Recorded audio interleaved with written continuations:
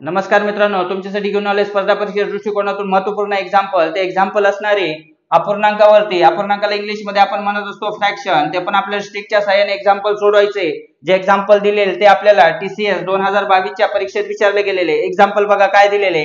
1/2 अधिक x अधिक 3/4 बरोबर 2. तर x बरोबर किती?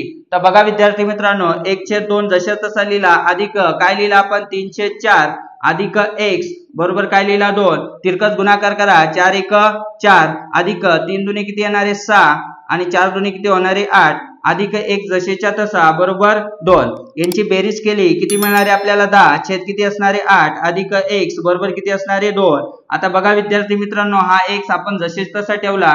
2 हा पॉझिटिव्ह आहे, इकडे येत असताना काय होणार आहे निगेटिव्ह. 10 छेद किती येणार आहे आपला 8. आता तिरकस गुणाकार करा. इथं छेदाला किती असणार आहे 1. लक्षात ठेवायचं, छेदाला काय असतो 1, तो आपण लिहित नसतो. तिरकस गुणाकार करा. 8 दुणे 16 किती येणार आहे 16 आणि 10 1 10 आणि छेद 8 1 8. 16 वजा 10 किती येणार आहे आपले 6 छेद किती येणार आहे 8. 6/8 ला 2 ने भाग द्या. 2×3=6 आणि 2×4 किती येणार आहे 8. म्हणजे जो आपल्याला x विचारलेला होता, x किती मिळाला 3/4. हे असणार आहे आपलं फायनल आन्सर. विद्यार्थी मित्रांनो, पुढे बघा काय दिलेले आपल्याला 3/4 अधिक x अधिक 1/5 बरोबर 4/3. तर इथं सुद्धा आपल्याला x ची किंमत काढायची आहे. याचा आन्सर तुम्ही कमेंट मध्ये द्यायचा आहे.